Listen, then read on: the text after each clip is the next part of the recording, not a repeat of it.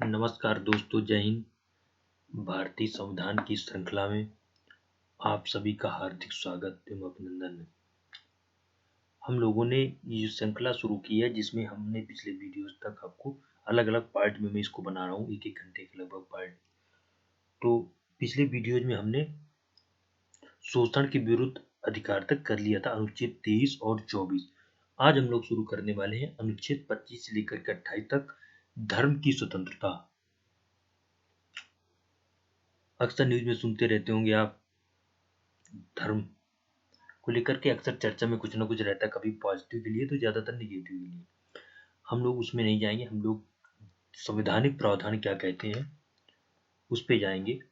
आज हम लोग चर्चा करने वाले हैं सबसे ज्यादा एक एक करके अनुच्छेद 25 से 28 के बारे में हम लोग चर्चा करेंगे।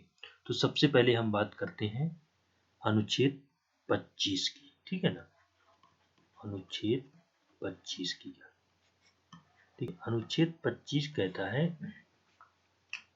कि अंतःकरण की धर्म को अबाध रूप से मानने और प्रचार करने की स्वतंत्रता। धर्म को अबाध रूप से मानने व आचरण और प्रचार करने की, आचरण व प्रचार करने की स्वतंत्रता, ठीक है ना। या एक और शब्द दिया गया अंतःकरण, उसको मैंने अलग से उसको लिखा अंतःकरण। अंतःकरण का मतलब सोचते हैं, मेरी आत्मा क्या कहती है। एक तो होता है कि मैं किसी के दबाव में आकर के धर्म अपनाता हूं, दूसरा मेरा मन क्या कहता है करने का।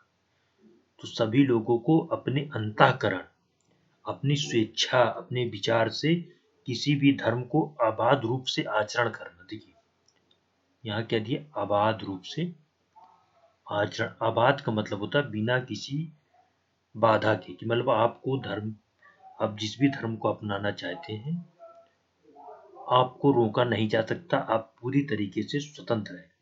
अब हम थोड़ा सा बात करते हैं धर्म। पहले तो धर्म पढ़ लेते हैं, धर्म होता क्या है, ठीक है ना। धर्म खूब चर्चा में रहता है। धर्म, देखिए धर्म की जो सबसे आसान परिभाषा है, जिसे धारण किया जाता है, जिसे धारण किया जाता है, ये धर्म होता है, ठीक है ना। अब किसे और कैसे धारण करना है, तो देखिए पहली बात तो ये होता है जिसे धारण किया जाए, और साथ में धर्म होता है नैतिक मूल्यों का समुच्चय। नैतिक मूल्यों का, आप इसको कह सकते हैं, का संग्रह या समुच्चय, कि बहुत सारे नैतिक मूल्य हैं, उन्हें ही हम धर्म कहते हैं, ठीक है। अब देखिए एक शब्द होता है धर्म और एक होता है पंथ। अब मैंने संविधान की जब प्रस्तावना पढ़ाया था, मैंने ये नहीं कहा था कि भारत एक धर्मनिरपेक्ष, मैंने आपसे कहा था पंथ निरपेक्ष। हम भारत के लोग भारत को एक संपूर्ण प्रभुत्व संपन्न समाजवादी पंथ निरपेक्ष कहा था मैंने, पंथ निरपेक्ष की बात की थी। तो पंथ निरपेक्ष होता है, देखिए पंथ का मतलब आप पढ़िए मार्ग। आपने सुना, कहते कबीर पंथी। कबीर पंथी मतलब कबीर के विचारों को मानने वाला रास्ता, कबीर के विचारों को मानने वाले लोग, ठीक है ना, मानने वाले लोग। या इसको ऐसे भी कह सकते हैं कि जिस मार्ग पे कबीर चले थे, जिस पंथ का उन्होंने अनुसरण किया था, कि भाई हिंदू मुस्लिम के बीच भेदभाव नहीं होना चाहिए, इंसान मानवता सर्वोपरि होनी चाहिए, उसको हम अपना रहे, इसीलिए हम कबीर पंथी हैं। तो ये तो मैंने आपको थोड़ा समझाने के लिए कर दिया। अब हम बात करें पंथ। पंथ ये मार्ग होता है जिसके माध्यम से हम धर्म को धारण करते हैं। मतलब समझ रहे हैं कि धर्म को अगर हमें धारण करना है, तो ऐसा तो है नहीं कोई कि गए धर्म को ले लिया। हम एक मार्ग अपनाते हैं जिसके माध्यम से हम इन धार्मिक, ये जो नैतिक मूल्य है, इनको हम अपने अंदर प्रवेश देते हैं। धारण क्या है, ये पंथ हो सकता है आपका, आप में भी हिंदू धर्म का पालन करते हो, हिंदू मुस्लिम हो, ठीक है ना, इस्लाम का, सिखिज्म हो सकता है, आप ईसाई, या कोई भी अदर धर्म है, जैन है, बौद्ध धर्म, जो भी है, ठीक है ना। उसे जैन बौद्ध हिंदू में माना जाता है। तो अब आप समझ रहे होंगे कि धर्म किस तरीके से, फिर से एक बार मैं इसको समझाता हूँ। धर्म जो होता है ये धारण करने का है, ये नैतिक मूल्यों का संग्रह है जिसे हम धारण करते हैं। और पंथ होता है जिस मार्ग का अनुसरण करके हम धर्म को धारण करते हैं, इन नैतिक मूल्यों को अपनाने का प्रयास करते हैं, वही पंथ होता है। अब हम देखें जैसे हिंदू, मुस्लिम, सिख, ईसाई, हिंदुइज्म में बहुत सारे मानक हैं कि आप मंदिर जाएंगे, ईश्वर के प्रति अपनी पूजा अर्चना जो भी आप अर्पित करेंगे, उसके साथ इस्लाम में है आप तो नमाज पढ़ेंगे। तो ये माध्यम है इन धर्म को अपनाने का।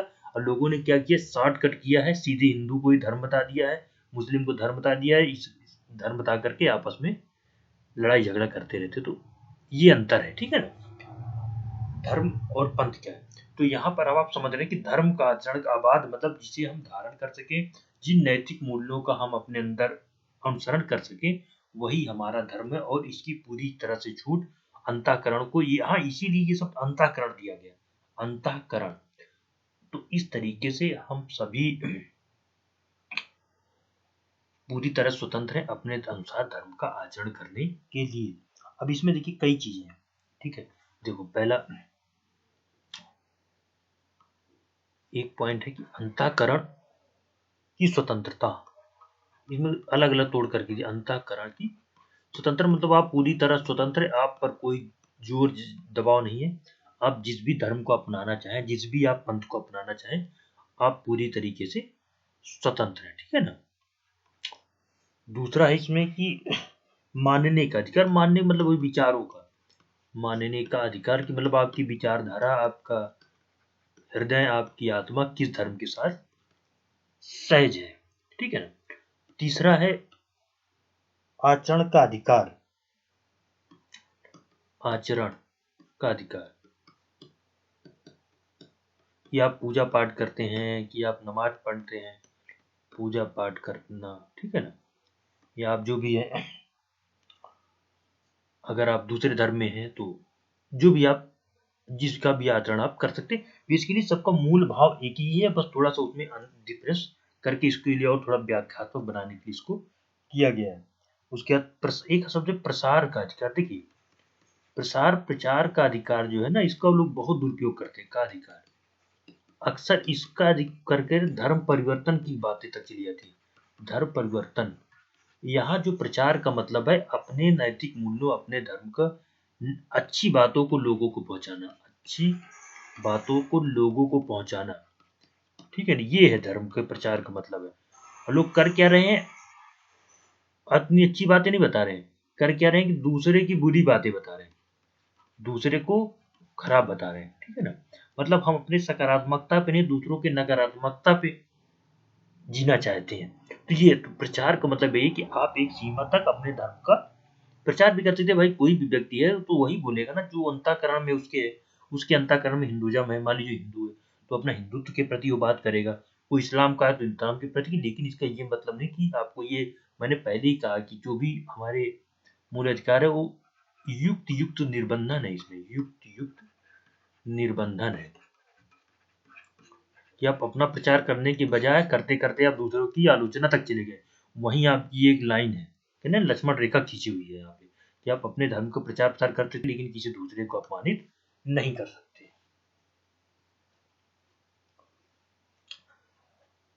इसी का गलत फायदा उठा करके बहुत सारे मिशनरीज ने लोगों को कन्वर्ट किया, बहुत लोगों को कन्वर्ट किया गया। तो यहीं पर इसको पूरी तरह से रिस्ट्रिक्टेड लगाया गया कि आप, इसका मतलब ये नहीं कि धर्म परिवर्तन, हमने आपको प्रचार की छूट दे दी है तो आप धर्म परिवर्तन कराए, ये नहीं।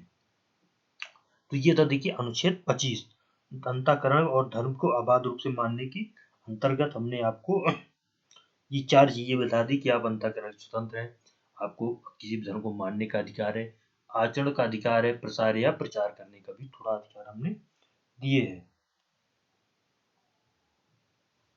और देखिए ये सभी व्यक्तियों नागरिकों के लिए उपलब्ध है, ठीक है। तो जब जो प्रावधान अलग लोगों को बता दूंगा कि बाद में इकट्ठा में एक सूची बना दूंगा कि कौन भारतीयों के लिए है और कौन दोनों के लिए, ठीक है। मतलब विदेशियों प्लस भारतीयों के लिए कुछ मूल अधिकार जैसे आर्टिकल 19 तो ये विदेशियों को प्राप्त नहीं है कि यहाँ आके वो अपना कुछ भी बोल रहे हैं, नहीं उनको इस तरह का अधिकार नहीं दिया गया, ठीक है। इसके अंदर का तो 2 बातें और है कि जैसा मान लीजिए धर्म में ना कृपाण धारण करना जो है, जैसा कि सिख में कृपाण धारण करते। तो कभी आप मेट्रो वगैरह में गए होंगे तो वहां देखे होंगे कृपाण धारण करते रहते, कृपाण, जबकि ये एक हथियार है, ठीक है ना, इसी किसी की जान भी ली जा सकती है। फिर भी क्योंकि ये हिंदू धर्म के अंदर ही माने जाते हैं, और ये जो कृपाण है ये एक तरीके से उनका धार्मिक कह सकते हैं कि आचरण है, कि भाई वो लोग, ठीक है, उनमें 5 चीज होते ना, केस, कंघा, ठीक है, कृपाण, कड़ा, 5 चीजें होती है, एक और कुछ होता है, ठीक है। तो इन पांचों को धारण करना उनकी एक तरीके से धार्मिक मान्यता है। तो उसको जैसे हिंदू में टीका लगाते हैं, तो अब हमें मेट्रो में जाते हैं टीका थोड़ी ना कोई पूछ देता है। ये इस्लाम में हम टोपी लगाते हैं, ठीक है ना, सफेद टोपी लगाते हैं लोग, तो क्या इसे तो टोपी कोई आपकी उतार देता है नहीं ना। या क्रिश्चियन है तो आप क्रॉस पहनते हैं यहाँ पे, ऐसे ऐसे क्रॉस जो होता है, ठीक है ना, इसका ये मतलब थोड़ी आपको क्रॉस करने से कोई मतलब रोक देगा, ऐसा नहीं है ना। तो इस तरीके से हम सिखों के लिए, सिखों की ये एक तरीके से हथियार है, लेकिन फिर भी उसको छूट दी गई है कि आप अनुच्छेद 25 के अंतर्गत इसको मान्यता दी गई है। दूसरा बात ये कि है जो हिंदू धर्म है, हिंदू धर्म है, इसी के अंतर्गत हमने जैनियों को, बौद्ध और साथ में सिखों को भी माना ही जाता है, ठीक है ना, ये भी बातें इसमें दी गई हैं, माना जाता है अनुच्छेद 25 के अंतर्गत। ये वाला भी आपको थोड़ा याद रखना है। तो ये हो गया अनुच्छेद 25। अब हम बात कर लेते हैं अनुच्छेद 26।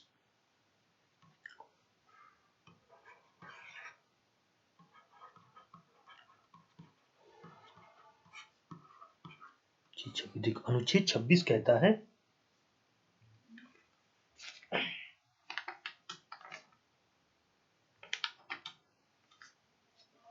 धार्मिक कार्यों के प्रबंधन की स्वतंत्रता, धार्मिक कार्यों के प्रबंधन की स्वतंत्रता, कार्यों के प्रबंधन की स्वतंत्रता,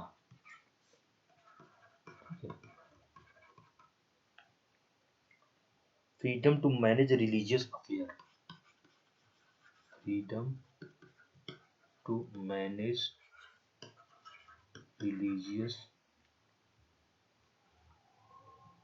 अफेयर्स, मतलब कि देखिए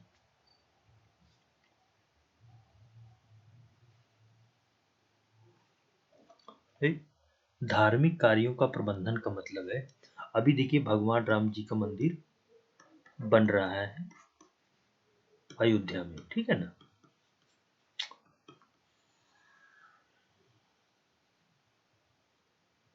तो सभी धर्म के लोगों को अपने धार्मिक कार्यों की प्रबंधन की स्वतंत्रता है, कि आप, इसमें भी 4 पॉइंट है, 3-4 पॉइंट है। पहला है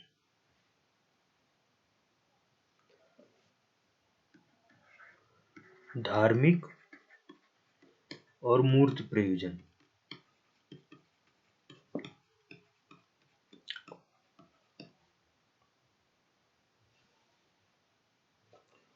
के लिए संस्थानों की स्थापना, के लिए संस्थानों की स्थापना, ठीक। दूसरा है अपने धर्म, ये इसी का थोड़ा थोड़ा तोड़ तोड़ करके इसमें लिखा गया है ताकि आप और आसानी से समझ जाएं। अपने धर्म संबंधी कार्यों के प्रबंधन, ठीक। तीसरा पॉइंट है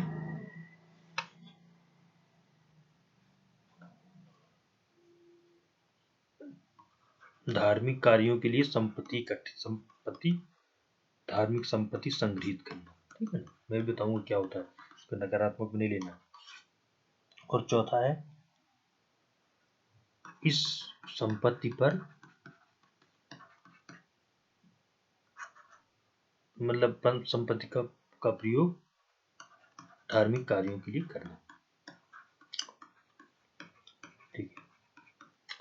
धार्मिक और मूर्त प्रयोजन के लिए संस्थानों की स्थापना, ठीक है ना। पहली बात तो अनुच्छेद 25 को व्यक्तिगत धर्म को लेकर के, किसी एक व्यक्ति विशेष को लेकर के था।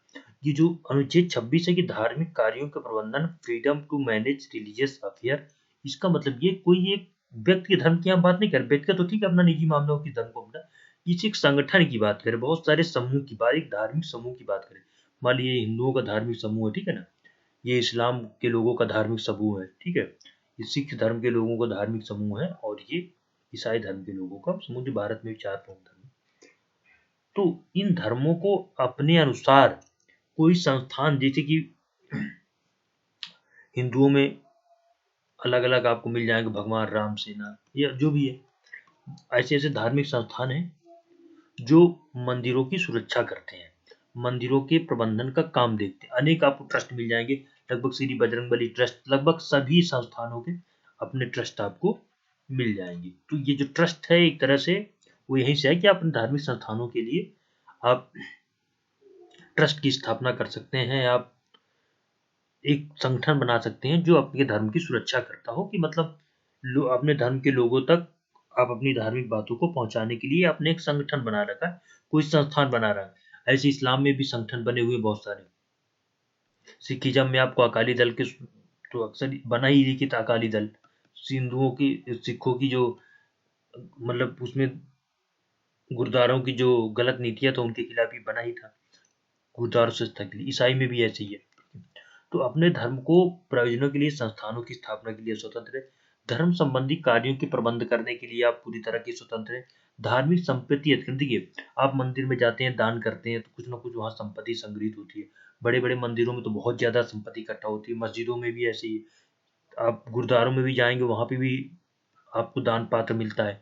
तो ये जो संपत्ति संग्रहित होती है, ये इसका उपयोग अपने धार्मिक कार्यों के लिए करें, सकारात्मक कार्यों के लिए करें, उसके लिए अनुच्छेद 26 संरक्षण देता है, ठीक है ना, धार्मिक संगठनों को संरक्षण देता है। देखिए बस यहाँ पे ये ध्यान रखना कि चीजों का गलत दुरुपयोग ना हो।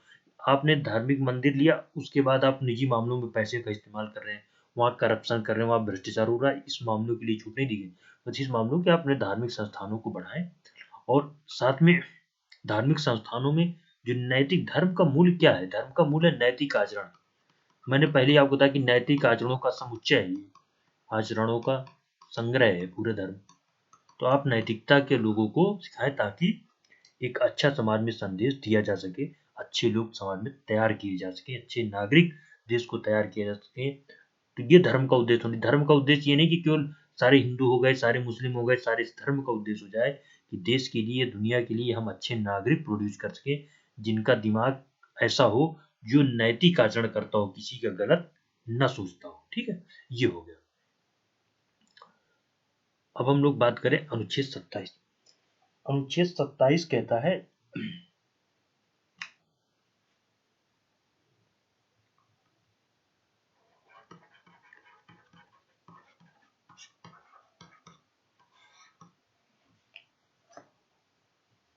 धर्म की अभिवृद्धि के लिए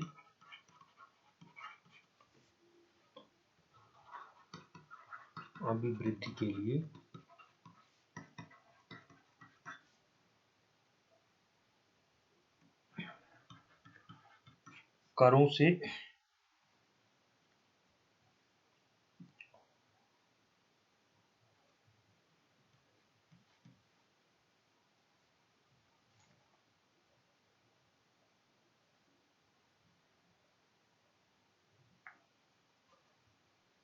धर्म अभिवृद्धि के लिए करों के संबंध में देखिए, freedom to payment of taxes for promotion of any particular reason, freedom has to payment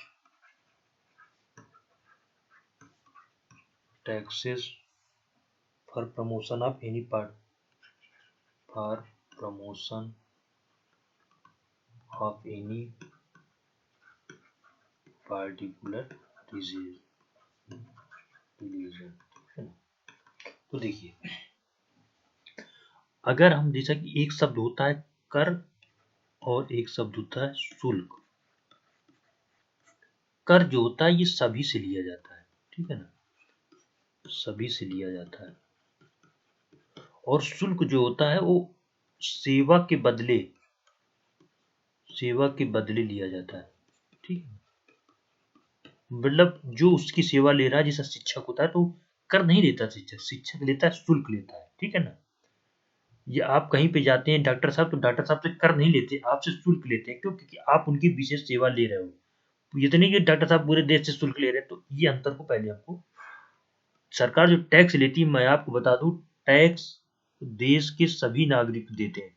देश के सभी नागरिक टैक्स देते हैं, कितना गरीब से गरीब हो या कितना अमीर से अमीर हो। क्यों? क्योंकि जो भी आप, एक गरीब है वो अगर कटोरा खरीद रहा है भीख मांगने के लिए, उस कटोरे में भी सरकार द्वारा कुछ ना कुछ टैक्स लगाया गया है। और एक अमीर आदमी है वो तो टैक्स देता ही देता है, ठीक है ना उसको। तो कर सभी से लिया जाता है और शुल्क सेवा के बदले लिया जाता है। तो अनुच्छेद 27 जो ये थोड़ा सा इस तरह लिखा गया है कि धर्म की अभिवृद्धि के लिए करों के संदाय के संदर्भ में, यहाँ एक शब्द भी है दिया संदाय, थोड़ा हिंदी ज्यादा होता तो इसी मैंने इसको हटा दिया था। यहाँ freedom to payment taxes to promotion of any particular religion sorry. तो देखिए यहाँ पे जो मना किया गया, कर जैसा कि सरकार ने कर लिया, ठीक है, सरकार ने क्या लिया, कर लिया। अब कर जो है ये तो देश के सभी नागरिक दे रहे हैं, ठीक है। इसका ये मतलब नहीं कि आप इस कर का प्रयोग किसी विशेष धर्म के लिए करें, किसी विशेष धर्म के लिए उपयोग करें, इसको मनाही किया गया, किया जाए, ठीक है, इसका मनाही किया गया।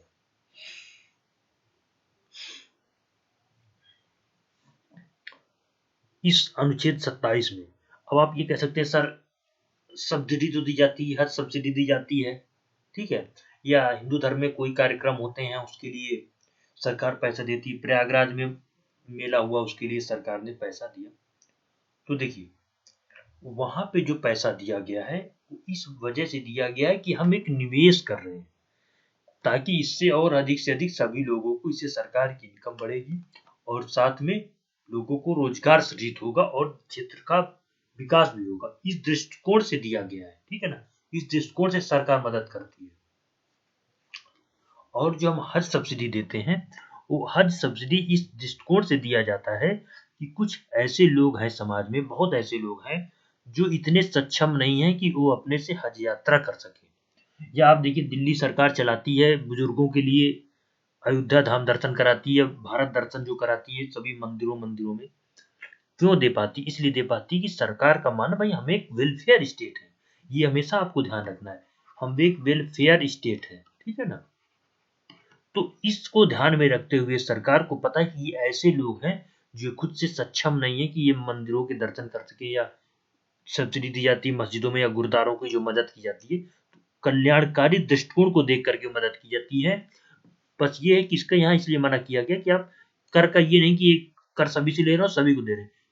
आप देखिए मैंने पहले आपको बनाया है भारत राज्य का कोई धर्म नहीं होगा, लेकिन राज्य सभी से एक समान दूरी बनाए रखेगा। इसका ये मतलब नहीं कि बिल्कुल से सरकार वो जो है और धर्म बिल्कुल अलग अलग है, धर्म की जरूरत पड़ने पर मदद भी की जाएगी। तो ये दृष्टिकोण है यहाँ पे। और साथ में इसके किया गया शुल्क के लिए किया गया, तो अगर आप जैसा शुल्क लगा सकते हैं, जैसा मेला टैक्स है, ठीक है ना, शुल्क लगा दिया आपने, मेला टैक्स, मेला मेला शुल्क, तो इस शुल्क को विशेष उन्हीं लोगों से लिया जाता है जो उस सेवा का लाभ ले रहे हैं। सबको पता है कि अगर प्रयागराज में कुंभ मेला है तो वहाँ हिंदू धर्म के लोग ही जाएंगे, तो उन्हीं से हम, जैसे मान ली मेला शुल्क हमने 5 रुपए लगा दिया, तो जो भी मेले में आएगा वो 5 रुपए देगा, तो उस 5 रुपए से लेकर मान ली 500 करोड़ रुपए कलेक्ट कर लिया, ठीक है हमने। तो इसका प्रयोग हम इसी धर्मों के प्रचार, मतलब इसी संस्थान के या जो भी जहां से हमने शुल्क लिया है जिस धर्म से, उसी के प्रगति में लगा सकते हैं, ठीक है ना। इसके लिए नहीं मना किया। तो अनुच्छेद 27 ये कहता है कि करों का आप इकट्ठा करके लेकर के दूसरे धर्म को मत दीजिए, और लेकिन आप किसी से शुल्क ले सकते हैं। हाँ, कर को अगर आप एक वेलफेयर स्टेट की तरीके से लोगों की मदद करते हैं तो उसमें कुछ भी गलत नहीं। देखिए हमारा जो अनुच्छेद है, जो राज्य है, भाई मैंने आपको क्या बताया कि काम को रोकता है कुछ ना कहीं। यहाँ पे ये क्या कह रहे हैं, देखिए यहाँ भी रोक रहे हैं, यहाँ पे कह रहा है कि आप कर लेकर के लोगों की मदद नहीं कर सकते। लेकिन लोगों की मदद अगर हम एक नहीं करेंगे, तो जब मैं आपको नीति निष्ठ तत्व बताऊंगा तो वेलफेयर स्टेट हम कैसे बनाएंगे, तो उसको भी सरकार को ध्यान रखना पड़ता है, ठीक है। तो ये है, ये हो गया अनुच्छेद 27। अब हम बात करेंगे अनुच्छेद 28 की।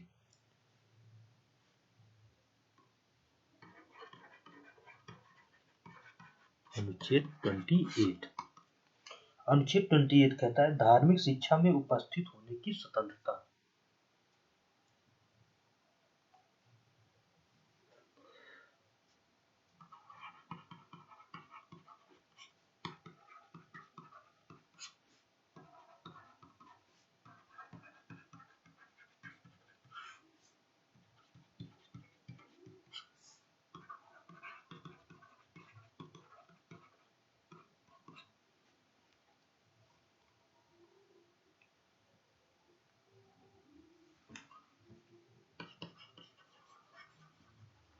freedom to attain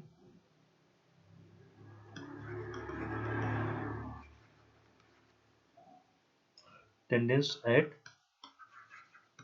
religion institution। ठीक है ना, ये देखिए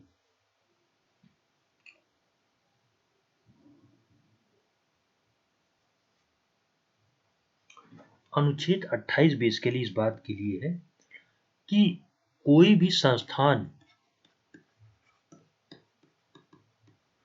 जो सरकार द्वारा वित्त पोषित है, इसको सरल भाषा में सरकार द्वारा वित्त पोषित है, जैसे स्कूल हो गए, हॉस्पिटल हो गए, ठीक है ना, ये धर्म का प्रचार प्रसार नहीं करेंगे, धर्म का प्रचार प्रसार नहीं करेंगे।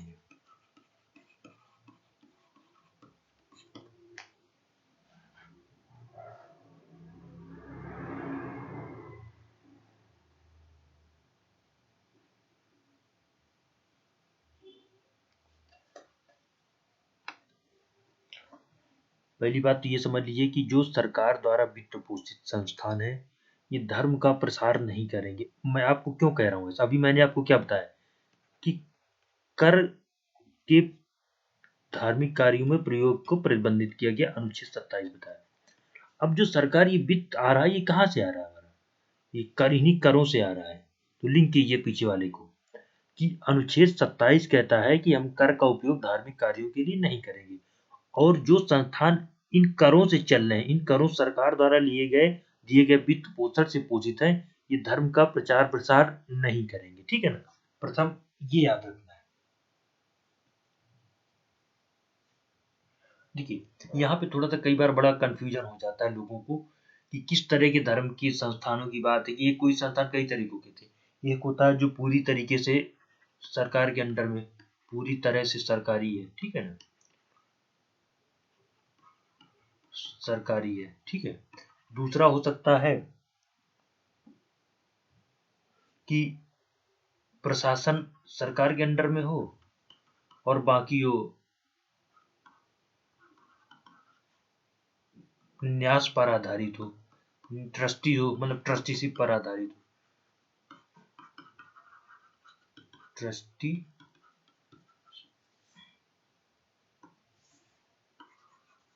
ठीक है, न्यासी हो, ट्रस्ट के माध्यम से चलाया जाता हो,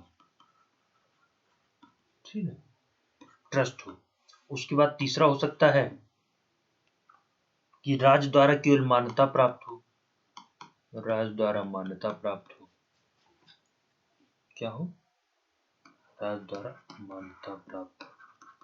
और चौथा हो सकता है कि संस्थान जो राज्य से वित्त सहायता लेता हो, संस्थान जो राज्य से वित्त, राज्य मतलब सरकार से वित्त लेता हो, ठीक है, वित्त लेता हो।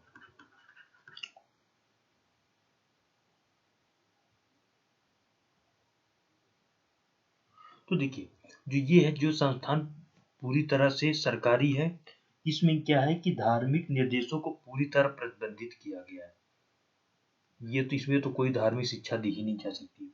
संस्थान जो है जो न्यास पर आधारित है, ठीक है ना, प्रशासनिक मतलब इकाई सरकार, वो देखिए सरकार लेकिन वो न्यासी टाइप का है, उसमें थोड़ा वो धार्मिक शिक्षा की अनुमति दी जाती है कि ठीक है आप पूरी तरह सरकारी नहीं, आप अपने धर्म का कुछ प्रचार कर सकते हैं। और जो राज्य द्वारा मान्यता प्राप्त या राज्य द्वारा जो वित्त पोषित संस्थान है, इनमें धार्मिक शिक्षा की स्वैच्छिक दिया गया कि आप चाहे तो कर लें, चाहे तो ना कर लें। तो ये थोड़ा सा कॉम्प्लिकेटेड हो जाता है, ये मुझे भी थोड़ा सा ना मतलब इनका जो मतलब ऐसा लगता है कि ये इनबैलेंस आंसर हो रहा है ना, कि मतलब एक संस्थान को प्रतिबंध कर लिए, जो प्रशासकीय है उसको आपने कुछ छूट दे दी, तो इस तरीके से। लेकिन ये जानना है पूरी तरीके वाले में आपको बहुत जरूरी है कि अगर मान लीजिए ये लाइन पेपर में आ सकती है कि पूरी तरह सरकारी संस्थान उस पर क्या धर्म का प्रचार कर सकते हैं, तो नहीं कर सकते। ये मान लो कंफ्यूज कराने के लिए दिए प्रशासन वाले पर दे दिया कि कोई सरकारी प्रशासन के अंतर्गत है और साथ में पूरी तरह उसमें आप धार्मिक शिक्षा दे सकते हैं, तो नहीं दे सकते हैं।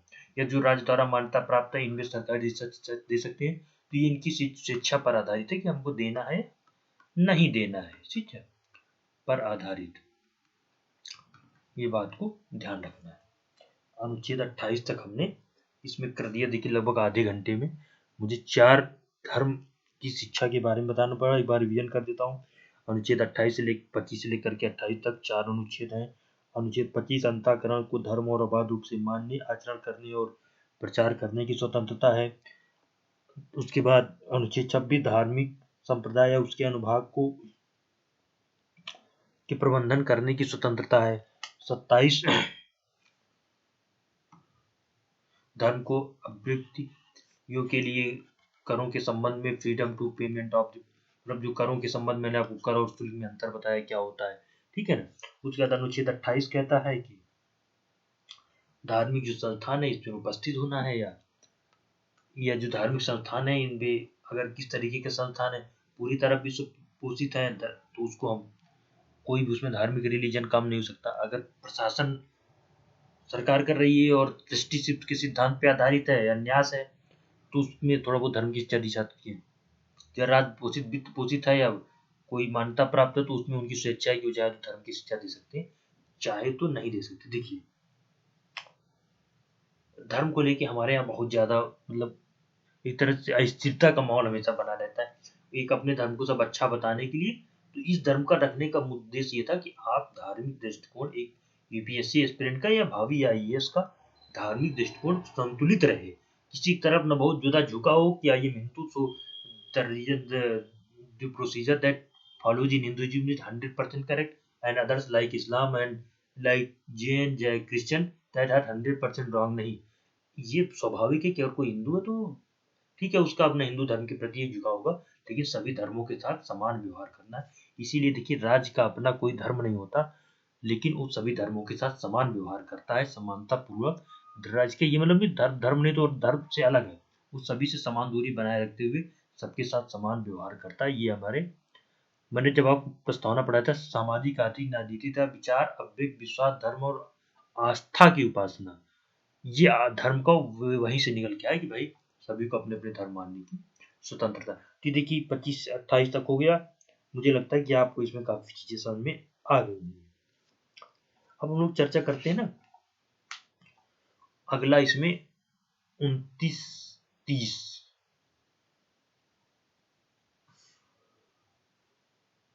यह है संस्कृति और शिक्षा संबंधी अधिकार।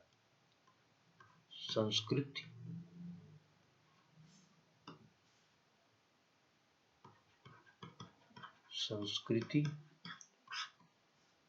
और शिक्षा संबंधी अधिकार।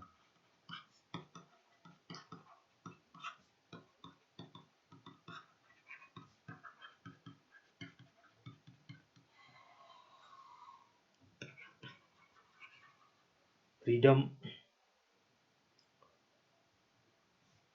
ऑफ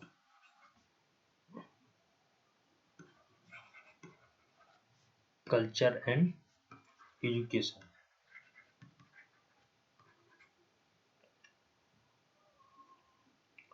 देखिए ये बेसिकली जो अनुच्छेद 29-30 दिया गया है ना ये अल्पसंख्यकों के लिए दिया गया है,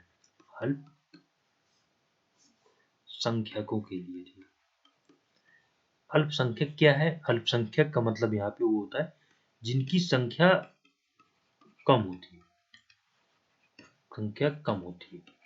तो भारत में अगर आप धर्म के आधार पे देखें, भारत में धर्म के आधार पे तो 6 अल्पसंख्यक समूह हैं।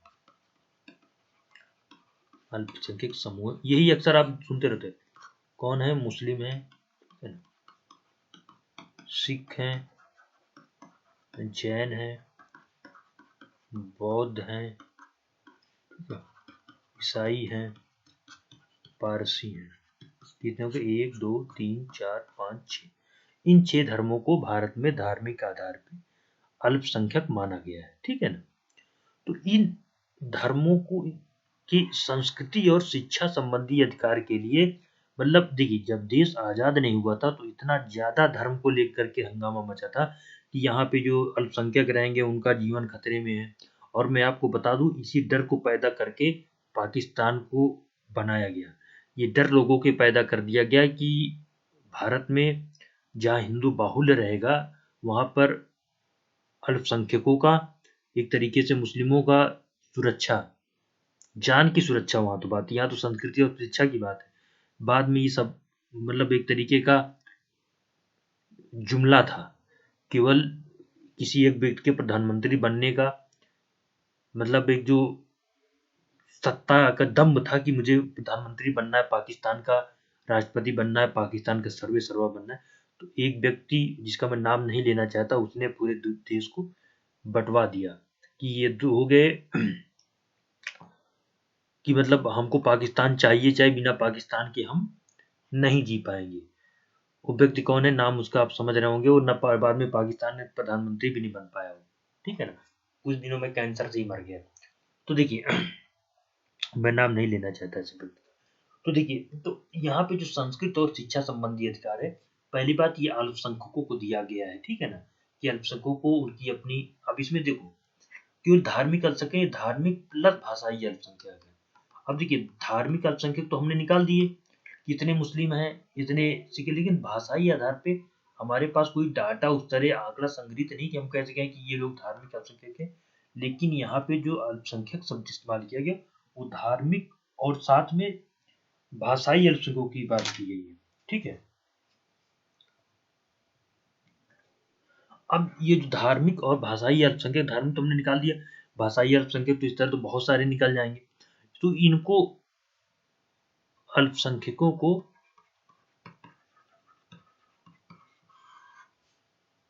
अपने भाषा,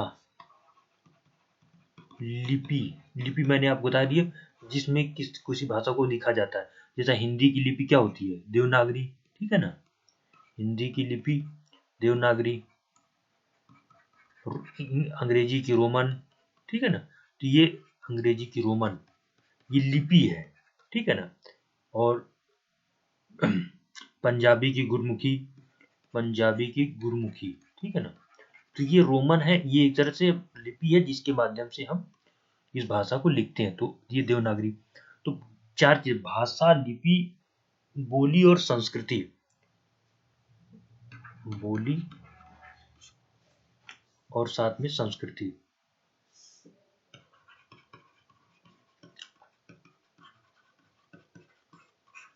के संरक्षण की बात की गई।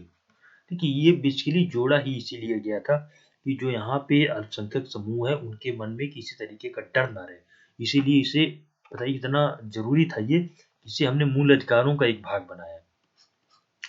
किस संरक्षण की, यहाँ पे उनकी भाषा की संरक्षा होगी, ठीक है, उनकी लिपि की संरक्षा होगी, उनकी बोली की संरक्षित होगी, उन्हें अपने अनुसार कोई भी संस्कृति का पालन किया करने के लिए कोई डर या दबाव नहीं रहेगा। और एक बात बता दूं मैं कि पूरे संविधान में कहीं भी अल्पसंख्यक शब्द परिभाषित नहीं है, पूरे संविधान में कहीं भी अल्पसंख्यक शब्द परिभाषित नहीं, बोला परिभाषित नहीं है कि क्या होती है अल्पसंख्यक, नहीं। ये तो जो मैंने आपको बता दिया, हिंदू, मुस्लिम, सिख, ईसाई, ये तो मैंने धार्मिक आधार पे आपको, क्योंकि हमारे जनगणना होती उससे पता चल जाता है कि भाई यहाँ पे 79% हिंदू हैं, 15% मुस्लिम हैं, ठीक है, और इतने परसेंट सिख हैं, तो उससे आंकड़ा निकल जाता है। तो उसी अनुसार मान लिया जाता है कि ये अल्पसंख्यक है। और सरकार ने दर्जा भी दे रखा है, 2014 में जैन को भी दर्जा दिया अल्पसंख्यक समूह का, ठीक है। तो इस आधार पर निकाल लेकिन भाषाई अल्पसंख्यक का हमारे पास कोई उस तरह डाटा नहीं है जिसके आधार पर हम ये कह पाए कि ये भाषाई अल्पसंख्यक है, ठीक है। तो ये हो गया।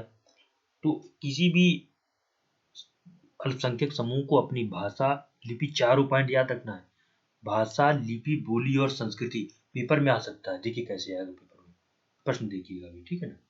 प्रश्न, संविधान का अनुच्छेद 29 में धार्मिक अल्पसंख्यकों के संबंध में उपबद्ध है, के संबंध में किनके संरक्षण की बात है, इनके संरक्षण की बात है, ठीक है ना। दे देगा, बोली दे देगा, ठीक है, दूसरा भाषा दे देगा, तीसरा लिपि दे देगा, चौथा संस्कृति दे देगा। आपको पहली बात देता है चारों तो कभी हो ही नहीं सकता, फिर आंसर क्या देगा, केवल एक, केवल दो, केवल तीन। वैसे बनाऊंगा जैसे बनाते पीपली।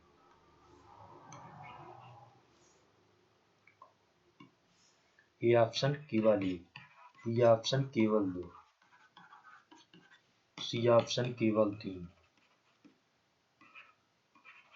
या डी ऑप्शन केवल चार। अब आपको ये लगेगा कि चारों तो नहीं देगा यूपीएससी में, इतना सरल तो नहीं दे सकता है, इसलिए लग रहा है क्योंकि आपको याद ही नहीं है। अगर आपको याद है कि बोली, भाषा, लिपि, संस्कृत चारों होते हैं तो आप चारों पे टिक कर देंगे, ये आंसर हो जाएगा। ठीक है ना, ये है। तो ये तो हो गया हमारा अनुच्छेद 29। अब हम बात करते हैं अनुच्छेद 30 की।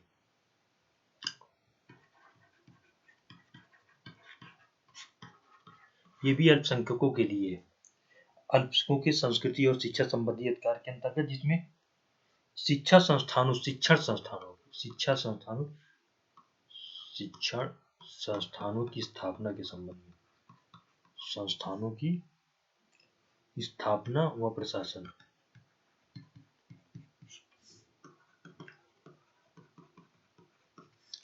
के संबंध में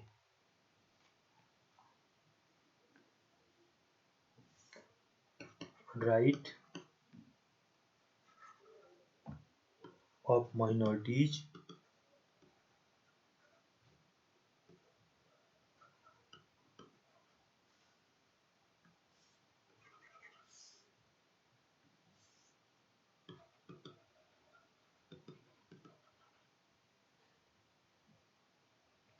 to establish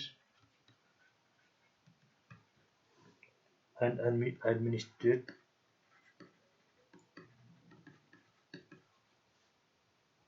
educational institution। देखिए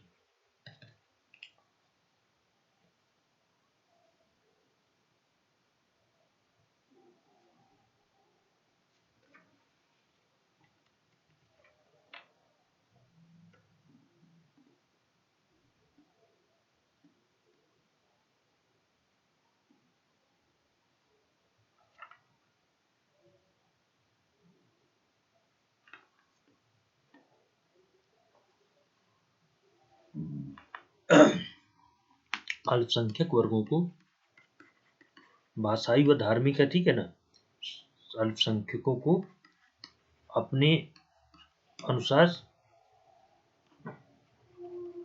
शिक्षण संस्थान स्थापित करने का अधिकार है, ठीक है ना, कि भाई कोई शिक्षण संस्थान है वो देश अल्पसंख्यकों के लिए स्थापित किया गया, कर दिया जाए, उसमें भी कोई दिक्कत नहीं। अगर मैं इसको थोड़ा करंट से देखूं तो इसमें ईएमयू का मामला चल रहा है, अलीगढ़ मुस्लिम यूनिवर्सिटी, अलीगढ़ मुस्लिम यूनिवर्सिटी, ठीक है ना। तो ये मामला ये चल रहा है कि अलीगढ़ मुस्लिम यूनिवर्सिटी क्या अल्पसंख्यक संस्थान है, देखिए यहाँ पर शब्द लिखा मुस्लिम और यहाँ पढ़ते सभी लोग हैं, ठीक है ना। तो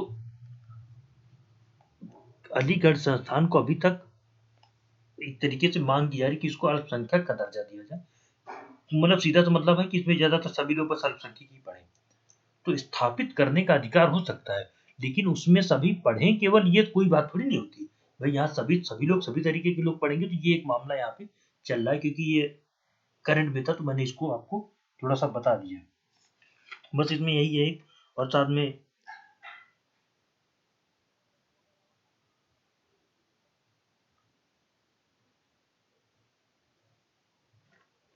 राज्य कभी भी अल्पसंख्यक या बहुसंख्यक के नाम पे विभेद नहीं करेगा, एक ये बात भी इसमें कोई विभेद नहीं होगा, ठीक है ना। तो देखिए बस इतना ही इसमें है कि शिक्षण संस्थानों की स्थापना के संबंध में अधिकार दिया गया है।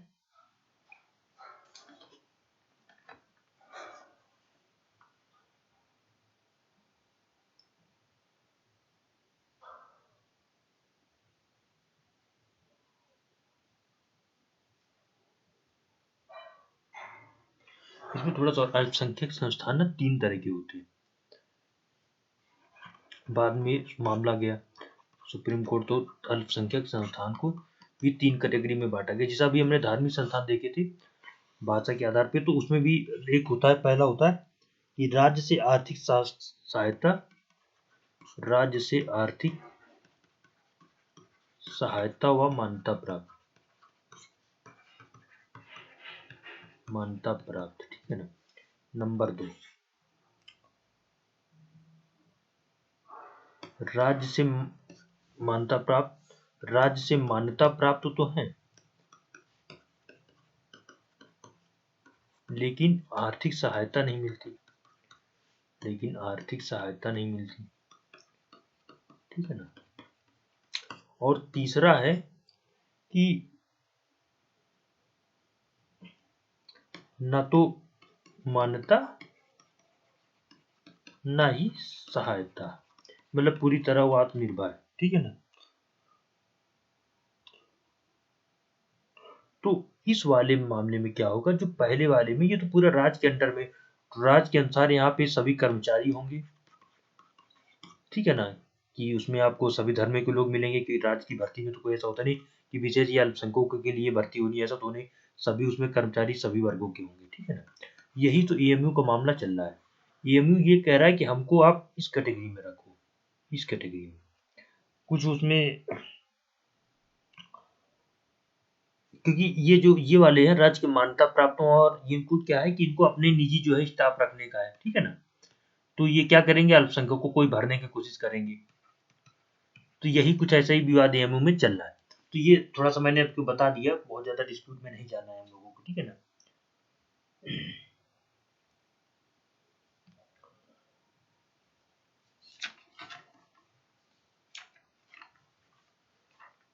तो देखिए ये वीडियो में मैंने आपको धर्म को लेकर के अनुच्छेद 25 से 28, उसके बाद अल्पसंख्यकों के जो भाषाई और शैक्षिक संस्थान है उसके बारे में मैंने आपको पूरा लगभग इसमें बता दिया है ना। यहाँ से मैंने शुरू किया, देखो 1 पीस, ठीक है ना, 2, ये लगभग मैंने पूरा आपको बता दिया है।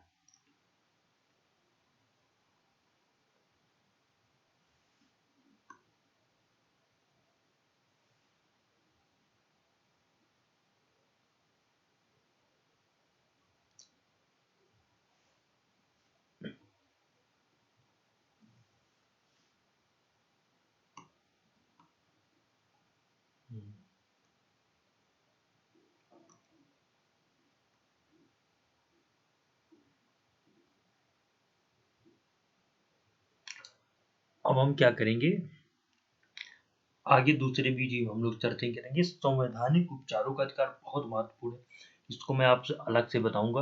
तो अब हमारे कितने, देखिए हमने 30 तक आ गए, 12 से शुरू किया, हम 30 तक आ गए। अब हम बात करेंगे 31 तो निरस्ती हो गया, 32, 33, 34 और 35 इनकी बात कर लेंगे। अनुच्छेद 32 तो बहुत इंपॉर्टेंट है, संवैधानिक उपचारों का अधिकार।